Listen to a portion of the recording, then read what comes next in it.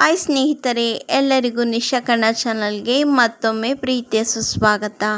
ಇವತ್ತಿನ ವಿಡಿಯೋದಲ್ಲಿ ರಾಷ್ಟ್ರೀಯ ವಿಜ್ಞಾನ ದಿನಾಚರಣೆ ಬಗ್ಗೆ ಪುಟ್ಟ ಭಾಷಣ ಯಾವ ರೀತಿ ಹೇಳೋದು ಅಂತ ಈ ವಿಡಿಯೋದಲ್ಲಿ ತಿಳಿಸ್ಕೊಡ್ತಾ ಇದ್ದೀನಿ.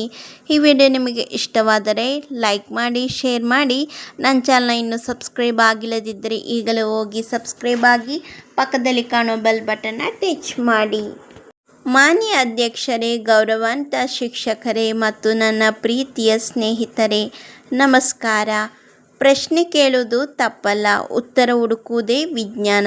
ಈ ಮಾತಿನಿಂದ ನನ್ನ ಭಾಷಣ ಆರಂಭಿಸುತ್ತೇನೆ. ಇಂದು ನಾವು ರಾಷ್ಟ್ರೀಯ ವಿಜ್ಞಾನ ದಿನವನ್ನು ಆಚರಿಸುತ್ತಿದ್ದೇವೆ. ಈ ದಿನ ನಮ್ಮ ದೇಶಕ್ಕೆ ಹೆಮ್ಮೆ ತಂದ ಮಹಾನ್ ವಿಜ್ಞಾನಿ ಸಿ.ವಿ. ರಾಮನ್ ಅವರು ಕಂಡುಹಿಡಿದ ರಾಮನ್ ಪರಿಣಾಮ ಎಂಬ ಮಹತ್ವದ ಆವಿಷ್ಕಾರವನ್ನು ಸ್ಮರಿಸುವ ದಿನವಾಗಿದೆ.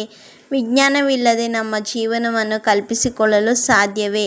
ಬೆಳಗ್ಗೆ ಎದ್ದಾಗಿನ ಅಲಾರಾಂನಿಂದ ಹಿಡಿದು ರಾತ್ರಿ ಮಲಗುವ ಮೊಬೈಲ್ನವರೆಗೆ ಪ್ರತಿಯೊಂದು ಕ್ಷಣವೂ ವಿಜ್ಞಾನದಿಂದ ತುಂಬಿದೆ. ಇಂದು ವಿಜ್ಞಾನ ನಮಗೆ ವೇಗ, ಸುಲಭತೆ ಮತ್ತು ಸುರಕ್ಷತೆಯನ್ನು ನೀಡಿದೆ. ಆದರೆ ವಿಜ್ಞಾನ ಕೇವಲ ಸೌಕರ್ಯಕ್ಕಷ್ಟೇ ಸೀಮಿತವಲ್ಲ, ಅದು ಮಾನವನನ್ನು ಮಾನವನಾಗಿಸುತ್ತದೆ. ಮೂಢನಂಬಿಕೆಗಳ ವಿರುದ್ಧ ಹೋರಾಡಲು, ಸತ್ಯವನ್ನು ಅರಿಯಲು ಮತ್ತು ಮಾನವತೆಯ ಸೇವೆ ಮಾಡಲು ವಿಜ್ಞಾನವೇ ಶಕ್ತಿಯಾಗಿದೆ.